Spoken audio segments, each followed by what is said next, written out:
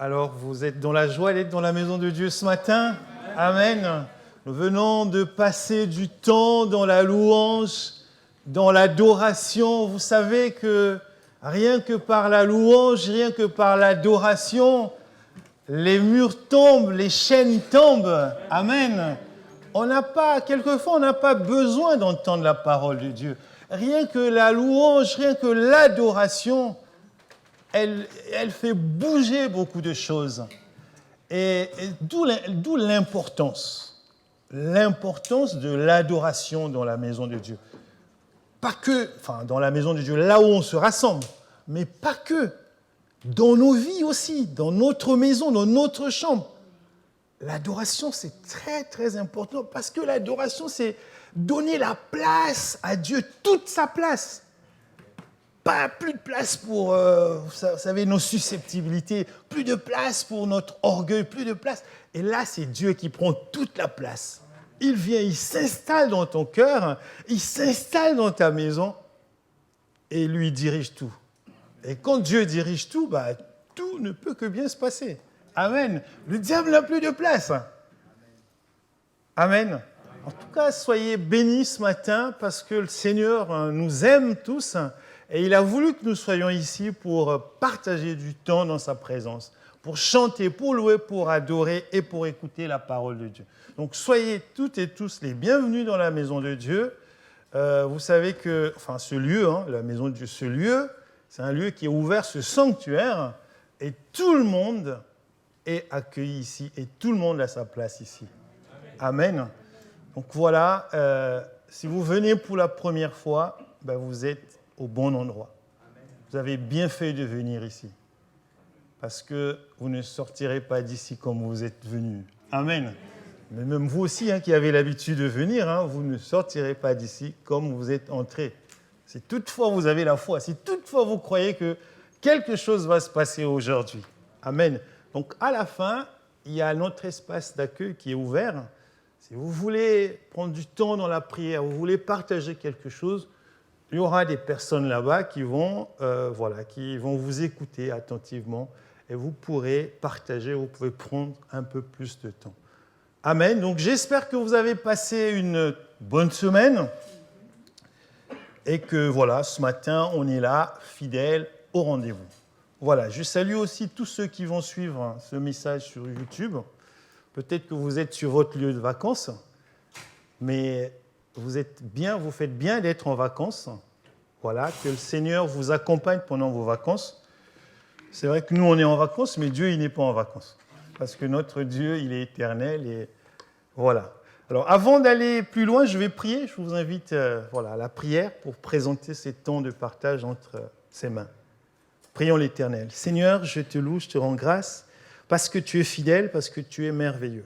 Merci encore pour cette occasion que tu nous donnes de partager ta parole. Dispose nos cœurs, Seigneur, à recevoir ta parole. Que ton Esprit Saint nous aide dans ce sens et que, Seigneur Jésus-Christ, rien ne vienne perturber ces moments. Que toute notre attention soit fixée sur toi avec l'action, avec l'aide du Saint-Esprit. Merci Seigneur, merci pour ta grâce et ta bonté. Au nom de Jésus, j'ai prié. Amen. Amen. Alors, aujourd'hui, on va poursuivre avec notre nouveau thème, le thème du bimestriel, qui est de marcher et porter du fruit par le Saint-Esprit. Vous savez, porter du fruit, c'est très important. On peut faire tout ce qu'on veut. Vous savez, souvent on dit que tout le blabla, vous savez, le blabla, ok, mais ce que les gens regardent, c'est le fruit. C'est le fruit. Je peux venir ici, je vais vous prêcher, peut-être que ce jour-là, Dieu me fait grâce. Les gens disent, ah, tu as bien prêché. Mais si derrière, les gens m'entendent en train d'insulter, les gens ils vont dire, oulala, oulala, oulala, oulala. Où est-ce qu'on est là? Où est-ce qu'on est? Et voilà pourquoi le fruit, c'est important. Le fruit, c'est le signe que quelque chose se passe en nous. C'est le signe que réellement, notre vie change. C'est le signe que réellement, notre cœur est transformé. Et c'est très important. Et moi, le sous-thème que je vais aborder avec vous ce matin, c'est l'influence du Saint-Esprit sur notre conduite. Amen. Donc, conduite ici, c'est comportement, sur notre comportement. Donc il y a la conduite au volant, mais pas que. C'est sur notre conduite. Donc c'est pas, voilà, notre conduite, mais voilà, essentiellement notre comportement, notre attitude. Et pour ce faire, on va lire la parole de Dieu dans l'Épître aux Galates, chapitre 5, verset 25. Puisque, donc lisons au nom du Seigneur, puisque l'Esprit est la source de notre vie, conduisons-nous selon sa volonté. Amen. Puisque l'Esprit est la source de notre vie, conduisons-nous selon sa volonté. L'Esprit, c'est la source de notre vie. Et comme il en est ainsi, alors nous devons nous conduire selon sa volonté. C'est-à-dire que si tu es d'accord avec cela, alors il faut se conduire selon la volonté de l'Esprit. Amen. Alors juste avant d'aborder 2 points, j'aborderai 2 points, juste un retour sur les termes esprit et les termes source. Il faut savoir qu'ici, tel que le terme esprit est utilisé, il a le sens de pneuma en grec. Bon, on va oublier le grec, mais pneuma, c'est-à-dire que c'est le souffle. D'accord ? C'est le souffle. Le souffle, justement, le souffle de Dieu. La puissance qui influence, qui nous influence. La puissance qui produit les dons, qui produit les bénédictions. C'est de ce souffle-là qu'il s'agit. Et lorsqu'il vient, lorsqu'il se manifeste en nous, ce souffle-là, il nous permet d'avoir le discernement. Il nous permet de distinguer, de dire non, ça on ne peut plus faire, ça on peut faire. Parce que c'est le souffle de Dieu. C'est Dieu lui-même qui inspire. C'est Dieu lui-même qui vient et qui nous donne ce discernement. Et lorsque ce souffle vient au milieu de l'Église, dans la vie de l'Église, il produit les dons. Il apporte les grandes bénédictions. Le souffle de Dieu. Alors, il y a un autre terme qui est utilisé aussi, c'est le terme dynamé ou dynamis. Donc là, c'est une puissance que donne l'Esprit pour accomplir les miracles, comme cela est utilisé dans Actes 1.8. Actes chapitre 1.8 qu'on ne va pas lire, mais que vous connaissez. Et ici, je vais citer aussi Landry. Et un jeudi, il nous avait exhorté sur ça, la puissance du Saint-Esprit. Donc, dynamis, ici, c'est une puissance qui vient pour dynamiter, pour tout détruire au passage.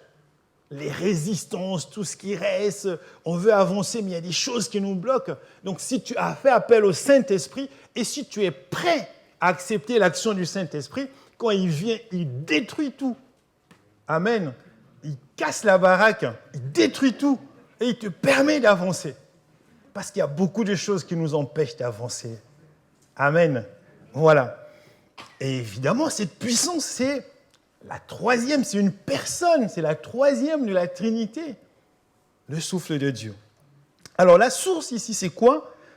En fait, il renvoie à l'eau qui sort du sol, la source. Après, on peut appliquer ça à d'autres domaines, mais principalement, c'est l'eau qui sort du sol. Et c'est aussi le début d'un cours d'eau. Donc la source, c'est l'origine. Et lorsque nous, on parle de l'origine, de nos origines, je vais me limiter strictement dans le cadre chrétien, il est question de notre identité en Christ. Et c'est très important. D'où est-ce que nous venons en tant que chrétiens ? Où est-ce que nous allons ? Donc on va parler de cette identité dans un premier temps, et puis je vais vous parler de la volonté de l'Esprit, comme on vient de le lire. Et l'objectif ici, c'est de voir comment l'action de l'Esprit se transforme en fruit de l'Esprit dans nos vies. Amen. Est-ce que ça va ? Alléluia. Je bénis le Seigneur. Premier point, donc, on va voir le premier point ici, c'est pour comprendre cette identité. Il y a un itinéraire. Vous savez, depuis que Dieu nous a créés, il y a plusieurs phases qui se sont succédées. Quand il a créé Adam, donc l'itinéraire du plan de Dieu, quand il a créé Adam, la Bible dit qu'avant que Adam devienne une âme humaine, il a soufflé En hébreu, le terme qu'ils vont utiliser, c'est le ruya. Je ne sais pas si je le prononce bien, mais voilà, ruya. Voilà. Le souffle. Il a soufflé. Et là, l'Esprit de Dieu est entré en lui. Et c'est le cas pour tout le monde. Donc, au début, quand Dieu a créé l'humain, l'espèce humaine, l'Esprit de Dieu est venu sur chaque espèce humaine. C'est ce que les théologiens, tous ceux qui font des études, ils appellent cela la grâce universelle. Donc, c'était donné à tout le monde. Et après, il y a eu le péché qui est arrivé, la déchéance. Et avec la déchéance, cet esprit-là a été dénaturé avec le péché. L'homme, l'espèce humaine est sortie du plan de Dieu. L'espèce humaine est sortie du plan de Dieu. Et Dieu, dans son amour, il ne pouvait pas s'arrêter là. Il a continué malgré cela, parce que c'est un Dieu d'amour, il a continué à dérouler en quelque sorte son plan.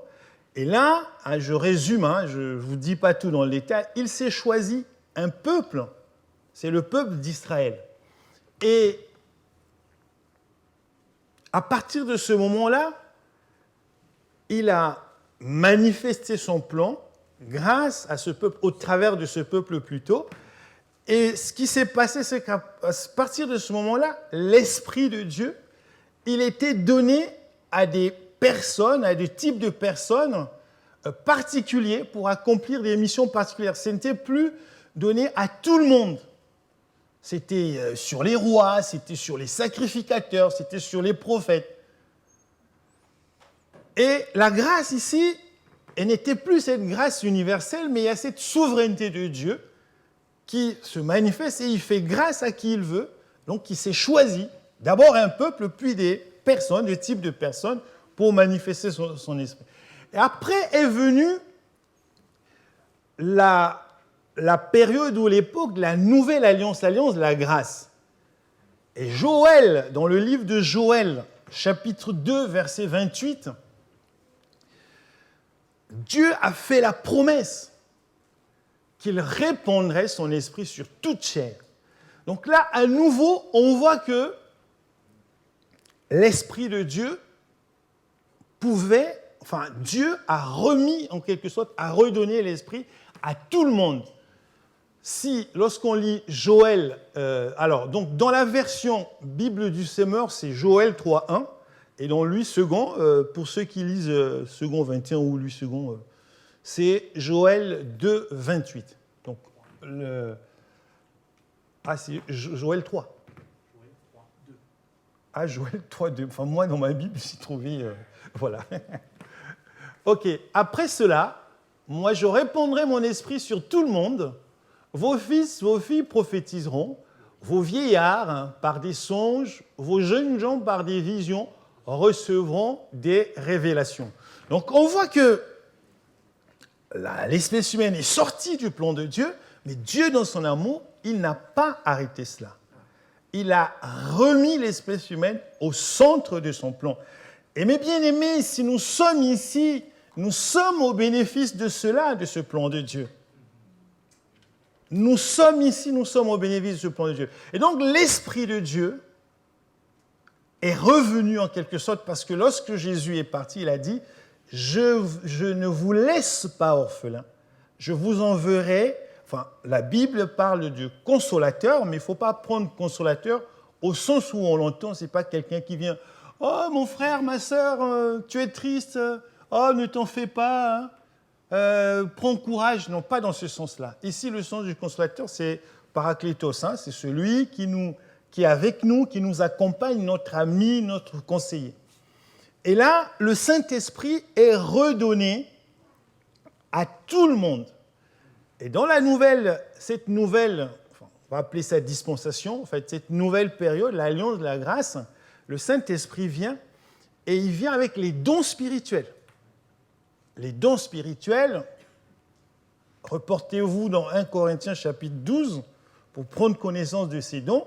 On sait tous ce que c'est, c'est des capacités surnaturelles qui sont données à tout le monde. Tout le monde peut en bénéficier. Donc, c'est un petit peu comme si on est revenu, peut-être pas, on ne revient pas en arrière, mais c'est le plan de Dieu. Donc, il a remis tout le monde au centre. Donc, tout le monde peut bénéficier des dons spirituels. Et les dons spirituels, ce sont des capacités surnaturelles que Dieu met à notre disposition pour le bénéfice de son œuvre, pour l'Église, afin que l'Église soit édifiée, afin que l'Église puisse avancer, afin que l'Église puisse aller de l'avant. Et donc, ici, on voit que c'est dans l'Église que les dons du Saint-Esprit sont utilisés, se manifestent, mais l'Esprit, le Saint-Esprit, travaille aussi dans nos cœurs. Le Saint-Esprit va opérer des transformations dans nos cœurs. Donc, il y a ces deux dimensions-là qu'il faut qu'on puisse saisir. Alors, maintenant, concernant la volonté de l'Esprit, donc le deuxième point, volonté de l'Esprit. L'exercice des dons spirituels est le fruit de l'Esprit. Donc, c'est ici qu'on va voir comment cette volonté, la volonté de l'Esprit, s'exprime. Ce qu'on a lu au début, on a lu que puisque l'Esprit est la source de notre vie, conduisons-nous selon sa volonté. Donc, on a vu que dès le départ, la vie tire sa source de l'Esprit. Parce que tant que Dieu n'avait pas soufflé, la Bible dit que non, la personne ne bougeait pas, elle était inerte. À partir du moment où le souffle est entré, elle est devenue une âme vivante. Donc, notre source, notre vie tire sa source de l'Esprit de Dieu. Enfin, tout le monde respire, hein? Tout le monde, les chrétiens, les non-chrétiens. Mais il faut qu'on retienne ça pour nous, enfants de Dieu. Nous qui avons eu la grâce d'être au bénéfice de la parole de Dieu, c'est que la source de notre vie, la vie du chrétien, la source de la vie du chrétien, la vie dans l'œuvre de Dieu, la vie que tu mènes en tant qu'enfant de Dieu, la vie que tu mènes en tant que serviteur, en tant que participant de l'œuvre de Dieu, cette vie-là, elle est tirée, elle vient de l'Esprit de Dieu. De l'Esprit de Dieu, la puissance de Dieu. Alors, les dons. Il est absolument fondamental de trouver un équilibre entre l'exercice des dons spirituels et la manifestation du fruit de l'Esprit en nous. Alors, le fruit de l'Esprit, vous le lirez dans Galates 5, un peu plus haut. Hein. Moi, on a lu le verset 25, mais on connaît tous l'amour, la tempérance. Voilà, il y a une liste précise. Mais qu'est-ce qu'on voit? C'est qu'il y a les dons spirituels qui sont là. On doit les manifester pour l'édification, pour le bien de l'Église. Mais il y a aussi le fruit de l'Esprit. Le fruit de l'Esprit, c'est l'œuvre, c'est ce que produit l'Esprit en nous.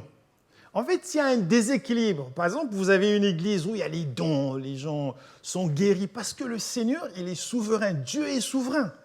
Quand on vient, on prie pour toi. Et Dieu guérit. Et les gens viennent, ils parlent en langue, tout ça, il y a une effervescence, c'est très bien. Mais derrière, avec le fruit de l'Esprit, s'il n'y a pas, le fruit de l'Esprit ne se manifeste pas, il y aura un déséquilibre qui va se produire. Il y aura une déconnexion entre les dons spirituels qui se manifestent dans l'Église, dont on voit la manifestation, et le fruit qui n'est pas, on ne voit pas le fruit, qui n'existe pas. Donc, les instruments que Dieu utilise pour manifester ses dons, d'un autre côté, ces instruments-là n'ont pas le fruit de l'Esprit. Il y a un problème, et ça va amoindrir, ça va affaiblir le travail du Saint-Esprit. Ça va affaiblir l'œuvre du Saint-Esprit dans l'Église. Et donc, c'est très important d'établir cet équilibre-là. Et comment on y arrive? Mais justement, c'est en ayant toujours à l'esprit la volonté de l'Esprit. Être soumis à la volonté de l'Esprit. À partir du moment où quelqu'un donne sa vie à Jésus-Christ, à partir du moment où on expérimente la nouvelle naissance, l'Esprit devient la source de notre vie. Amen. L'Esprit doit être la source de notre vie. On est né de nouveau. On est tous nés de nouveau ici, non? Amen. Alors après, si tu penses que tu n'es pas né de nouveau, attention, il ne faut pas te dire que « Ah non, je suis spécial ». Non, non. Chacun, Dieu agit avec chacun en fonction de sa souveraineté. Peut-être que tu n'es pas encore né de nouveau, mais c'est l'opportunité que Dieu te donne en venant ici, dans ce rassemblement, pour que tu fasses cette expérience. L'expérience de la nouvelle naissance. Lorsque Nicodème a expérimenté la nouvelle naissance, ce n'est pas quand il est né en fait. Nicodème était né, il est allé dans les grandes écoles pour se former. Et après, il s'est rendu compte que quand il écoutait Jésus-Christ, il y avait quelque chose de spécial. Cela l'a alerté dans son cœur. Il s'est dit, non, moi je suis docteur de la loi. Mais ce type-là, il n'est pas allé dans les mêmes écoles que nous. Donc ce type-là, entre guillemets, c'est Jésus-Christ. Il n'est pas allé dans les mêmes écoles que nous. Mais ce qu'il dit là et ce qu'il fait, c'est différent. Il y a un truc, il y a quelque chose là qui... Et il est allé le voir, vous savez, il est allé le voir de nuit. Il est allé le voir de nuit pour dire, confesser clairement, non, non, toi tu as quelque chose de spécial. Donne-moi ton secret. Amen. Est-ce qu'un jour, nous aussi, on aimerait bien que quelqu'un vienne nous dire, ah mon frère, donne-moi ton secret. Bon, il ne faut pas trop chercher ça parce que ça sera... Tu peux prendre la grosse tête, si, excusez-moi l'expression. Si les gens viennent te voir, te voir, gloire à Dieu. Mais attention, il faut garder les pieds sur terre. Il faut encourager les gens. Il faut leur dire simplement la vérité. La vérité, c'est de donner sa vie à Jésus-Christ. La vérité, c'est de beaucoup prier. La vérité, c'est d'être à l'écoute du Saint-Esprit. Vous savez, des fois, on trouve que l'évangile est compliqué. Ce n'est pas compliqué, l'évangile est très simple. C'est nous qui sommes compliqués. Tout ce que les gens, enfin, j'aime bien le dire, excusez-moi, mais les gens courent quand on entend, il y a tel homme de Dieu qui est venu à tel endroit. Les gens courent, on paye des billets d'avion, on va prendre des chambres d'hôtel. Parfois, vous arrivez, il parle 5 minutes, il est reparti. Pourquoi ? Parce qu'on pense que Dieu ne peut agir qu'au travers de cette personne-là. Non, Dieu peut agir au travers de toi, mon frère. Dieu peut agir au travers de moi, au travers de toi. Jésus-Christ a dit à ses disciples que moi, je vais vous envoyer le Saint-Esprit. Et il vous permettra de faire plus que moi j'ai fait. Donc, excusez-moi, j'ai envie de dire, on n'a pas besoin d'attendre, je ne sais pas, quelqu'un qui vient d'une planète, d'une autre planète. Dieu peut t'utiliser pour faire ce que cette personne fait. Dieu peut nous utiliser. Et on est là pour ça, pour que Dieu nous utilise. Et donc la volonté de l'Esprit, justement, c'est de produire le fruit de l'Esprit. C'est cela la volonté. Et l'Esprit de Dieu ne supporte pas la conduite charnelle. Dieu, il est souverain. Il peut te permettre de faire des choses, des exploits. Même si par ailleurs dans ta vie, il y a des choses qui ne marchent pas. Peut-être que tu joues à cache-cache. Dieu te permet de faire, même si tout en jouant à cache-cache. Mais sache que viendra un jour, le diable va te livrer en spectacle. Le diable va te livrer en spectacle. Et donc, il est important vraiment de marcher dans la vérité. Et c'est ce que Dieu attend de nous. Jésus-Christ a dit à ses disciples, « Lorsque l'Esprit viendra, il prendra ce qui est à moi et vous l'annoncera. » Donc, c'est important de connaître la volonté de l'Esprit. Vous le trouverez dans Jean chapitre 16, versets 12 à 14. On ne va pas le lire, mais vous pouvez le noter. Lorsque l'Esprit viendra, il prendra ce qui est à moi. Donc, si on est attentif à l'Esprit de Dieu, on connaîtra ce qui est en Jésus-Christ. L'Esprit de Dieu nous l'annoncera. Vous savez, l'avantage avec le Saint-Esprit, c'est que là, on passe à des choses concrètes, à des choses pratiques que nos yeux aiment voir. Quand tu travailles avec l'Esprit de Dieu, tu pries pour quelqu'un, la personne est guérie. Nous, on aime voir ça. On aime voir ça. Tu travailles avec l'Esprit de Dieu, tu dis quelque chose, la chose arrive. Et c'est ça l'avantage de travailler avec l'Esprit de Dieu. Et donc, lorsqu'on travaille avec l'Esprit de Dieu, mais on va avancer avec Dieu. On va avancer. Je ne vous dis pas que ce sera le paradis sur terre, mais la vie, notre vie sera facilitée. Le diable sera là, d'accord. Il viendra nous attaquer. Mais quand quelqu'un est rempli de puissance et d'esprit, il n'aura pas peur. Il va affronter le diable. Et quand on a l'assurance de la présence de Dieu avec nous, on a l'assurance de la victoire. Le diable viendra, mais nous aurons la victoire. Après, c'est vrai qu'humainement, on se dit « Ah ouais, mais moi j'ai eu tel événement, ça m'a fait ceci. » Non. Vous savez, même si on traverse la vallée de l'ombre de la mort, mais Dieu ne nous laissera jamais. Dieu ne nous abandonnera jamais. Tu peux expérimenter des choses difficiles dans ta vie. Peut-être que maintenant c'est le cas pour toi, mon frère, ma sœur. Mais sache une chose, c'est que si tu te soumets à l'Esprit de Dieu, le Saint-Esprit, cette puissance, cette troisième personne, cette personne de la Trinité, Dieu ne t'abandonnera jamais. Amen. Alors, qu'est-ce que Jésus-Christ, l'Esprit de Dieu nous apporte la révélation. L'Esprit de Dieu nous éclaire sur la justesse de ce que Dieu attend de nous. Grâce à l'Esprit de Dieu. Alors, il y a une référence qu'on ne va pas lire, Matthieu chapitre 16, versets 13 à 17. Vous savez, c'est là où Pierre, les gens se demandaient, mais Jésus-Christ, qui est-il? Qu'est-ce que les gens disent? Jésus leur demande, mais vous, qui dites-vous que je suis? Et Pierre a donné la réponse juste que tu es le Fils de Dieu. Hein, je crois il a répondu, tu es le Messie. Voilà, tu es le Messie. Donc, il a donné la réponse juste. Là, il était dans la justesse, parce qu'à ce moment-là, c'est l'Esprit. Jésus-Christ lui a dit que ce n'est pas la chair et le sang qui t'ont permis de dire ça. L'Esprit de Dieu nous amène dans la justesse de ce que Dieu attend de nous. Donc, si on est à l'écoute du Saint-Esprit, alors on pourra se tromper. Ça peut arriver, on est des humains, des moments de faiblesse peuvent arriver, mais avec le Saint-Esprit, on est sûr d'aller vers ce que Dieu veut que nous puissions faire. Il faut écouter le Saint-Esprit. Il faut écouter le Saint-Esprit. C'est très important. L'Esprit de Dieu est l'artisan de la nouvelle naissance. C'est par l'Esprit de Dieu qu'on expérimente la nouvelle naissance.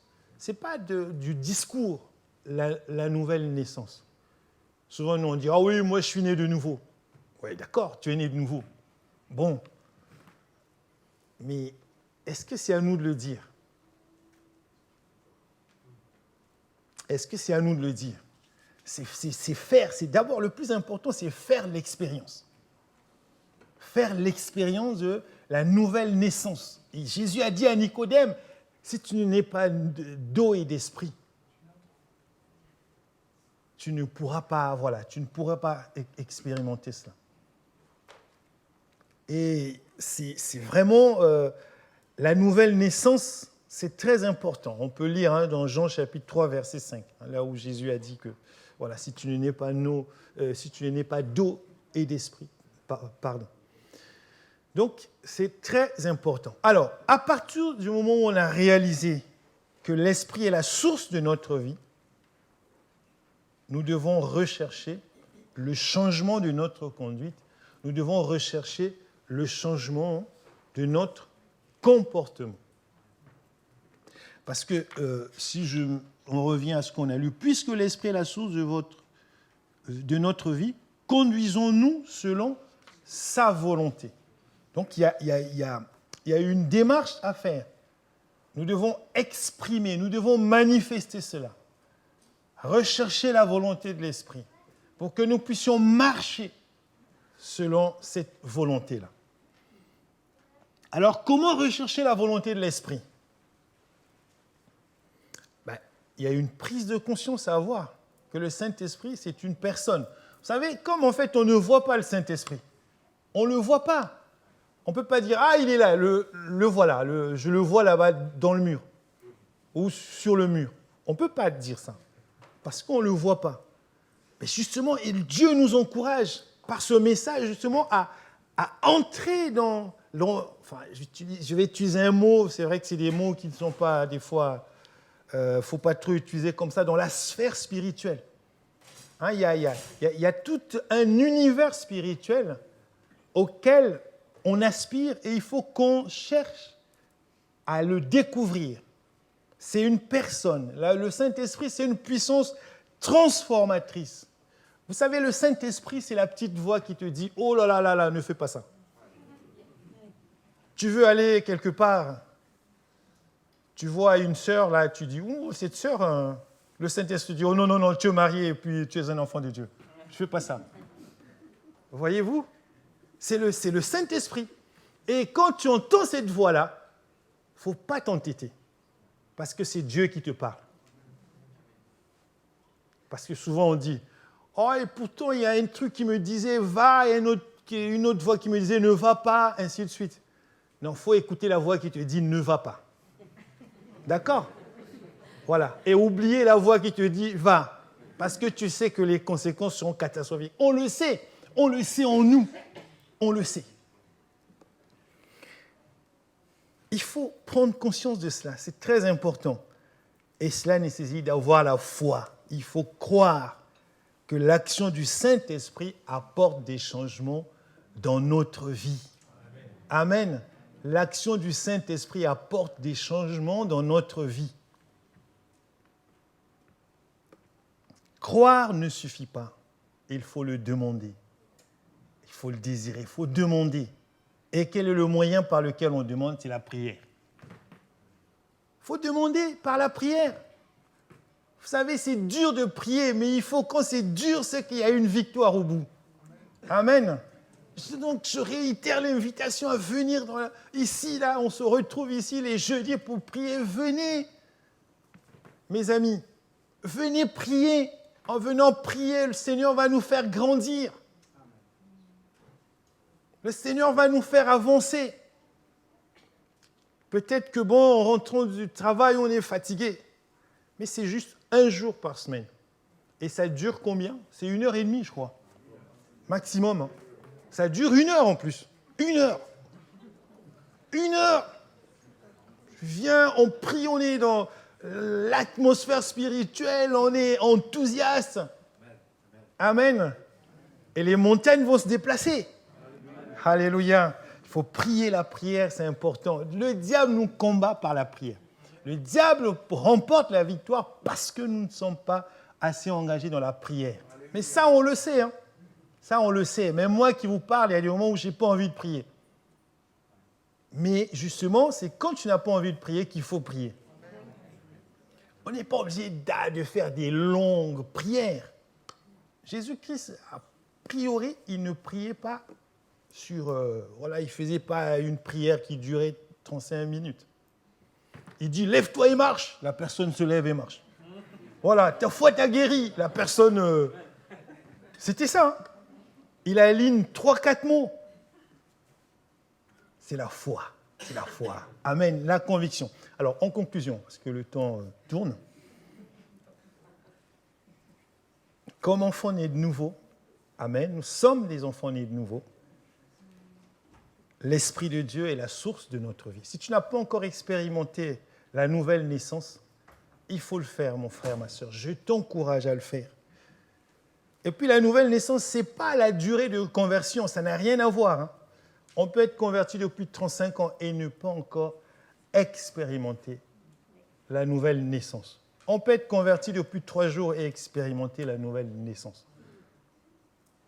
Vous-même, vous savez, hein, à partir du moment où il s'est passé quelque chose, vous dites qu'il y a eu un avant et un après, ah, dites-vous que là, c'est la nouvelle naissance qui s'est produite en vous. Amen. Tout ce que nous sommes, tout ce que nous faisons doit être inspiré par le Saint-Esprit. Tu veux acheter quelque chose, demande au Saint-Esprit. Esprit de Dieu, est-ce que je peux acheter? Amen. Tu veux t'engager dans un projet. Esprit de Dieu, est-ce que je peux y aller? Amen. Nous devons chercher à être impactés par le Saint-Esprit. Amen. Et cela se traduit par le fruit de l'Esprit. Quelqu'un qui est rempli, quelqu'un qui a le fruit de l'Esprit, il a un langage. Vous allez le ressentir. Il y a un langage. Quand il vient, quand il te dit un mot, tu sens qu'il y a quelque chose qui se passe. Et tu sens la différence entre certaines personnes, entre des personnes qui t'ont parlé avant, et cette personne qui est impactée par le Saint-Esprit. Le fruit de l'Esprit, c'est aussi le signe que notre conduite est soumise à la volonté de l'Esprit. Si nous manifestons le fruit de l'Esprit, vous savez, la tempérance, quand on lit ça rapidement, vous savez, la tempérance, la douceur, mais trouver des gens qui sont doux, c'est compliqué. Hein? Mais moi, des fois, avec ma femme, je ne suis pas doux. Hein? Amen. Et je dois prier tous les jours. J'ai une apparence de douceur. Amen. Mais ce n'est pas l'apparence, c'est ce qui est là dedans. Parce qu'une fois qu'on a gratté, qu'est-ce qui reste? C'est la vraie nature qui ressort. Or, la vraie nature doit être la nature du Saint-Esprit.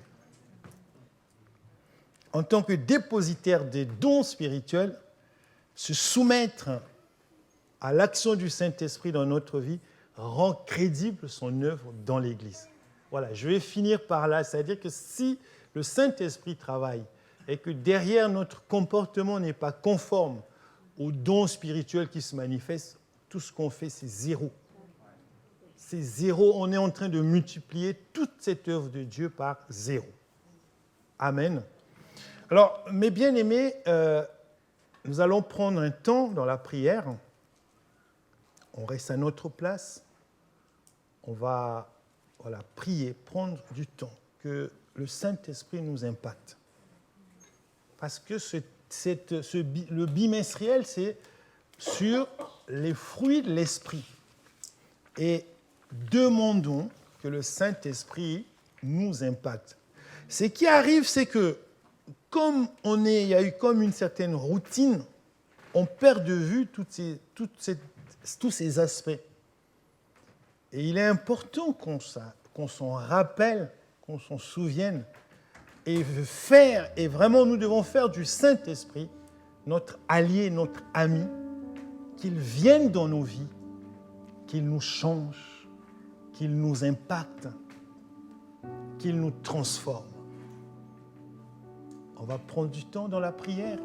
Chacun à sa place. Allons prier. Allons prier pour qu'il y ait un véritable impact dans nos vies. Alléluia. Alléluia. Seigneur, nous te bénissons, nous te rendons grâce. Seigneur, ce matin, tu as voulu nous parler, Seigneur, de l'Esprit qui est la source de notre vie. Et tu nous encourages à nous conduire selon la volonté de l'Esprit.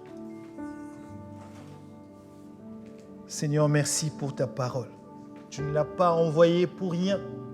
Tu l'as annoncée pour faire quelque chose, pour produire quelque chose dans ton Église, dans nos vies. Esprit de Dieu, viens. Esprit de Dieu, touche-nous. Esprit de Dieu, touche-nous. Aide-nous, cher Saint-Esprit, à faire de toi un allié, un ami, à marcher avec toi, à te chercher tous les jours, à demander ton aide, Esprit de Dieu, et que nous puissions manifester le fruit, ton fruit. Parce que ton fruit, c'est le signe que tu agis dans nos vies, que tu agis dans nos cœurs. Seigneur, on le fait. Fais-le, Seigneur, pour ta gloire, mais aussi pour que ton Église puisse avancer, pour que ton œuvre puisse avancer. Nous sommes les instruments que tu t'es choisis pour cela. Et nous voulons, Seigneur, plus que jamais te ressembler. Tu connais chacun de nous, Seigneur, ce matin. Tu connais le besoin de chacun dans ce domaine-là. Alors visite chacun, Seigneur. Visite chacun, Esprit de Dieu. Tu connais exactement le besoin de chacun. Je t'invite, cher Saint-Esprit, à venir et à agir. Seigneur, merci pour ton amour. Merci pour ta bonté. Que la gloire, l'honneur et la puissance soient à toi et à toi seul. En ton nom, Seigneur, j'ai prié. Amen. Amen.